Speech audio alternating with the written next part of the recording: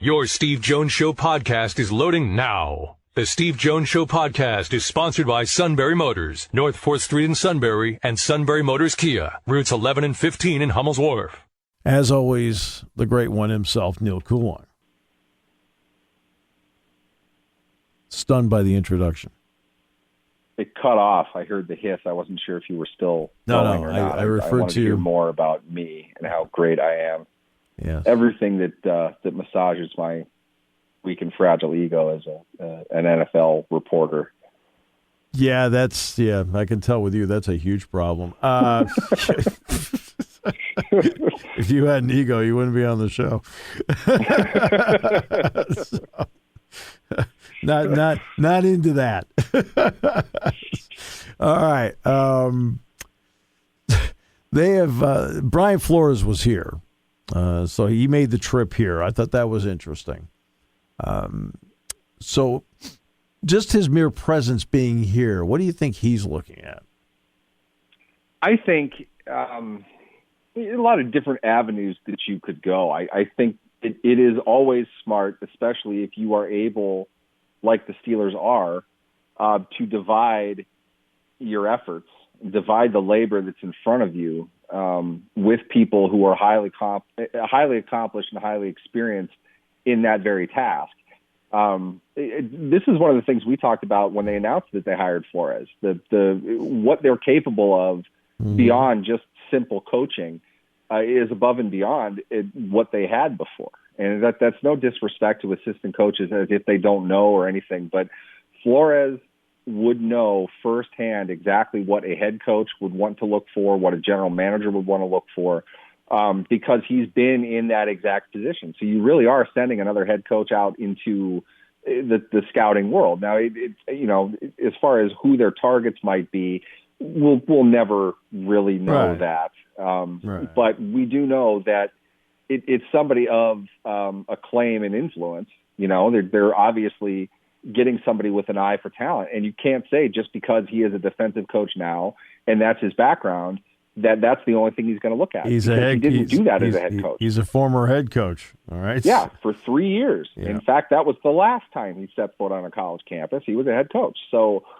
he has to be open to everything that's there. I'm sure they have certain people they're looking at for certain things, but they're also compiling notes that aren't just used for now. They're going to be used in August in camp cuts. They're going to be used during the season in the event of a trade. They're going to be used potentially 2-3 years down the line when these contracts either get eliminated or another trade opportunity comes up. Those notes are very, very important. I talk with people about this all the time. And I think the limited perspective of your average fan isn't quite understood at the level that it needs to be, because the circles within the NFL are very, very small, but everybody knows everybody. They're all fully aware of every player who's draft eligible. They have notes on all of them. And the more information that they can get, better prepares them to make decisions later on. It's not just, about this draft or about this one player. It's everything that's there. Look at it like this too. You go to Penn State's pro day, you talk to Tom Bradley, you have a relationship with Tom Bradley. All of a sudden he's your defensive backs coach. Right. That happens. Yep. So you get a full perspective of that. And that's why I think anyway, just my opinion, that's why the Steelers really try to make an effort to get to the somewhat close in a proximity sense, big schools around them, just because they're going to pump out the most talent into the NFL. Maybe not the headliners, but the most guys are going to be draft eligible there. You want to get a sense of who is currently there, and you want to be able to talk to coaches and trainers about who they have. It's setting up stuff for the future. And for me, I think that using Flores in that kind of a role speaks specifically to a valued strategy for the Steelers as far as Penn State is concerned. I couldn't tell you exactly what that is, but I think sending Matt Canada sends a message. The offensive coordinator is there, but his viewpoint is kind of cut in half just based on his experience. Flores has the 360-degree approach. So I think there is something to that, whether that's now or in the future. But they're going to have detailed files on every player that's there, and that's true of every school. All right, so now let's get to the other part. it seems the Steelers are showing up at a lot of quarterback workouts. Right? They went down to Liberty. They saw Sam Howell down at North Carolina. Is this a group that does end runs to make people think one way, or is there potentially serious interest in what they're seeing out there? Here's the question that I have, and it's certainly fair to bring that up. It was the feature of a column recently in one of the local newspapers as well. Is Mike Tomlin doing this to send a message deliberately? Is he trying to mess with people? Why can't it be both? You know, I think the fact of the matter is they're 20th overall. It's not as if they have a whole lot of control over what they can do. I mean, that does not mean they can't trade up.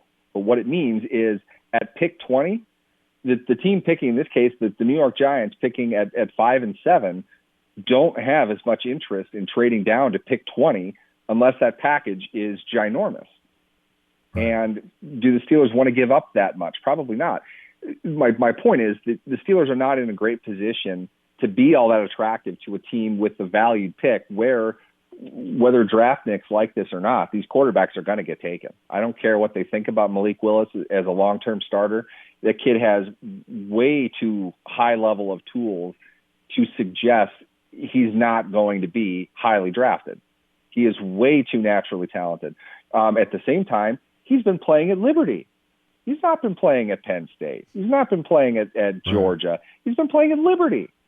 Right. You honestly compare the coaches at those schools to ones that they're paying at Liberty? Liberty's athletic budget is probably like $8 million. Okay, that's nothing. Georgia's spending like $70 on the football team alone. So the level of coaching they're going to get is not going to be good. So, yeah, it makes a lot of sense that he's not as developed as some other players. But those other players do not have his arm. They do not have his athleticism. They don't have his build. Those are the things you draft really in a quarterback. Now, I understand that the full product you look for more in certain other positions. Like your defensive lineman, for example, you've got to see, obviously, the high-level traits, but some experience with that is good as well. Your running backs, you kind of want to see them, go through the mill a little bit for more than just like 12 carries. Quarterbacks, when they have an arm, they have an arm, and that's really kind of the end of the discussion. So as far as the Steelers are concerned, I think, it makes a lot of sense to take a look at Malik Willis because you don't know how this is all going to shake out. And maybe they are interested in trading their entire draft to get up to 5. I don't know. It wouldn't seem likely, but I do think at the same time, Tomlin is aware of what is being said about his team. He won't admit it, but he keeps detailed notes on what is being reported, what is being talked about as far as the Steelers are concerned. I think he gets a bit of a kick out of showing up to these things and, smiling and doing the things that Tomlin does as somebody who just absolutely loves this process. He is just in love with every bit of it. And he's going out and having fun. And he loves being able to put that in somebody's head. I don't think that that's their aim or their focus. Yeah. I think it's simple due diligence to look at a Sam Howell, a player that they watched multiple times this year that we know of, and a player that came into this season pretty highly regarded. I think he's a player that probably is there in the range where the Steelers are. Makes a lot of sense. Quarterback is a position of need in the near future for him, in my opinion. It's an immediate need. I'm not sure they're going to be able to fill that in this draft, but it would make a lot of sense for them to be interested in a player like that. Matt Corral, same type of thing. Right. They know Kenny Pickett backwards and forwards. They were still there to kind of watch it and, chat up the program and things like that. So I think it does make sense, and I don't think that Tomlin would be upset with the accusation that maybe he's hamming it up a little bit. Maybe he's trying to give people something to think about. I think that's part of this process. I think that the bottom line for me is I just think he really enjoys all of it. And if he's messing around, he's doing it because he doesn't really have anything to hide. It's pretty obvious why he's looking at quarterbacks. Whether he can do anything about that or not, I don't know. But I know he's not there just to look at one pick, and I know he's not there just to look at one prospect for this year and this year alone. He's going to build up a bit of a database, get a good sense of who a guy is coming out of college, and then watch his career as it unfolds. Well, there's another element too. North Carolina has other players. Yeah, Liberty does have other players. That too. And the last I checked, this was a 7-round draft. I mean, I don't know why that's never brought up, but they do have other players to look at. I mean, believe me, the number of players that worked out here, right? I mean, because John Lynch was here, Mike McCarthy was here, Dan Quinn was here. Brian. I mentioned Brian being here. Gunnigunst was here from the Packers. Well, they could be looking at Brandon Smith. They could be looking at Jaquan Brisker. They could be looking at Tariq Castro-Fields. You're looking at Jahan Dotson. I don't know. The Patriots. It's a rich tapestry. Right. I mean, the Patriots were here, and a former walk-on who earned himself a scholarship, Drew Hartlob, cranked out a 4.22. The Patriots went over and talked to him right away. So, I mean, I'm saying there's more than one guy you're looking at. It's not always just the quarterback. Yep. I mean, while you're there, you better take a look at everybody. I mean, again, it goes down to due diligence. You don't want to be the scout or the evaluator that went to a pro day for a player that gets drafted in the 7th round is an all-pro player his second year. Why did you? What were your notes on him? Why did you not mention that? They're going to be very thorough about everybody who's there. There are targets that they're more interested in walking into it. But yeah, I mean, I use this story a lot, and I don't even know if any of this is true. I just remember doing it when the Steelers were terrible to start the year in 2013. They had that 0-4 start. At that point, everything looked bad, and you kind of wonder what, at this point, if you want to entertain an audience, you've got to probably dive into the draft a little bit, which is rare for a Steelers-based publication in September. You don't necessarily do that all that much. But it was noted that Colbert was going down to Clemson versus, I forget who they were even playing, game to scout. And at that point, the big name was Sammy Watkins. Y'all knew the type of prospect he was. Right. And there was some interesting chatter going on about the quarterback, Taj Boyd.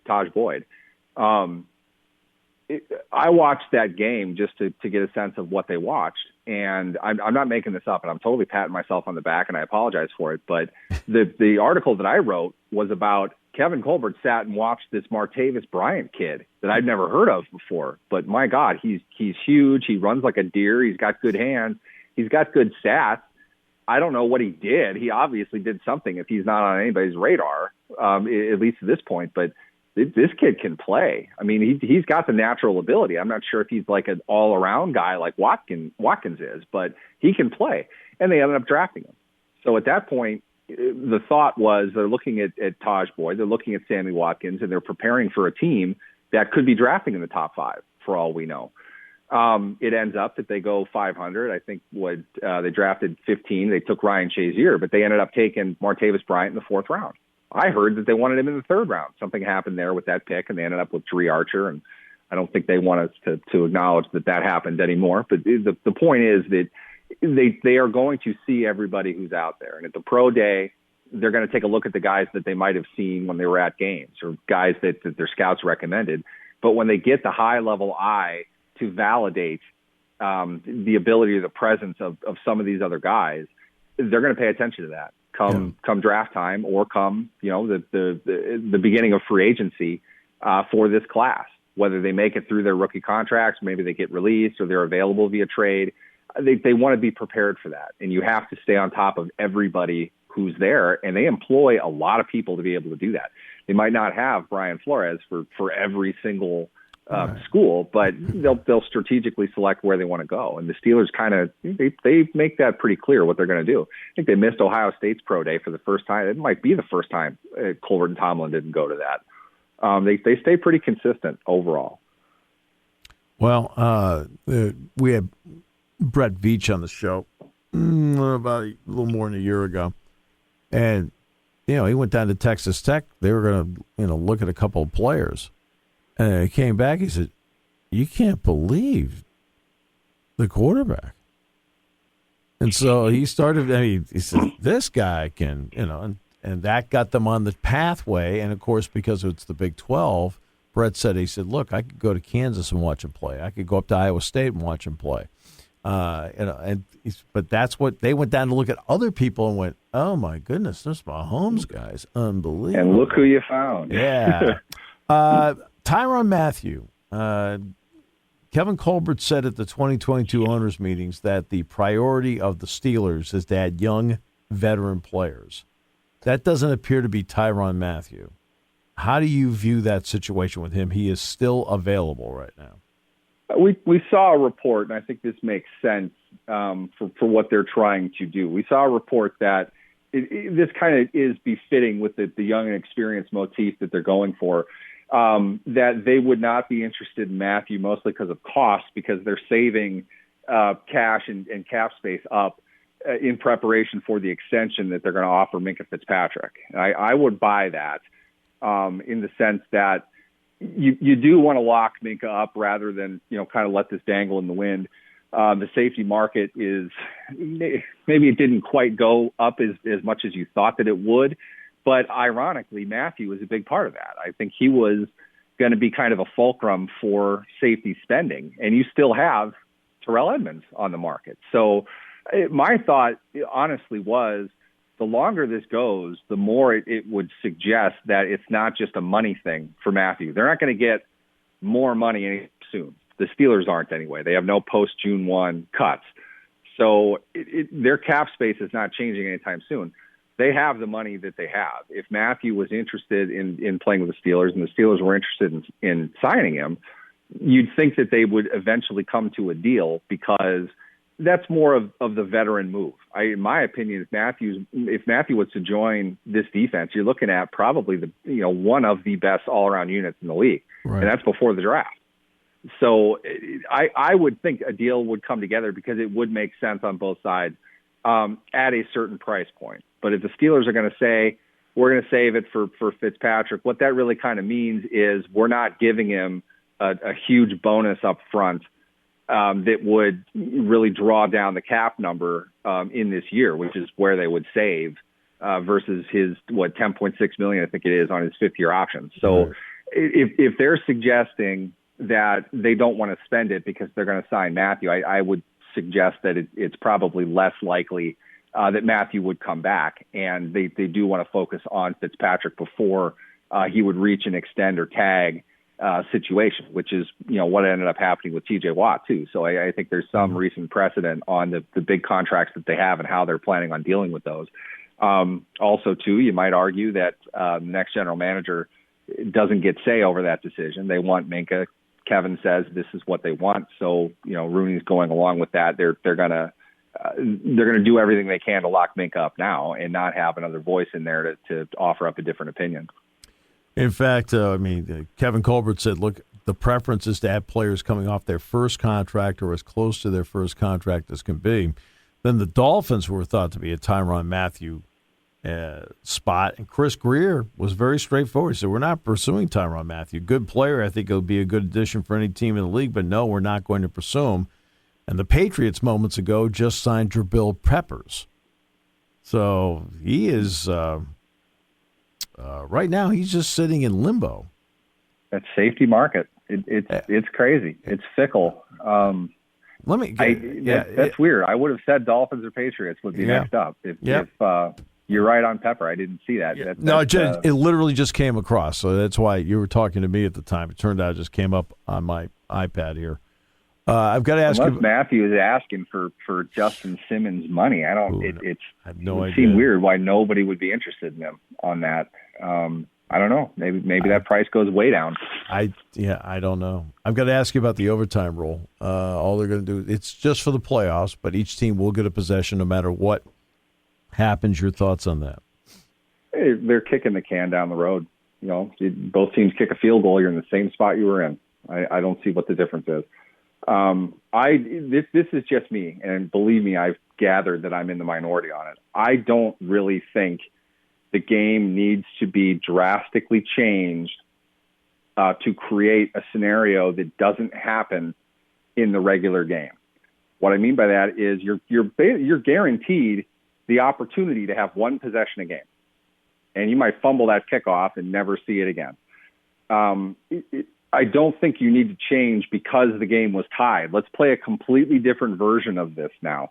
To be fair, it's a problem that's unavoidable in the sense that football is not a good game if you don't want to accept a tie as a conclusion. Right. If a tie cannot be the result, which obviously can't in the playoffs, and as we saw this season and have a couple times in the past, people freak out if there's a tie in the regular season. I know. If that is the hill that you're going to die on, if you will not allow a scenario in which a tie is going to be easy or possible, in this case in the playoffs, in my opinion, is sudden death is the easiest and the most like the actual game than anything else they're going to come up with.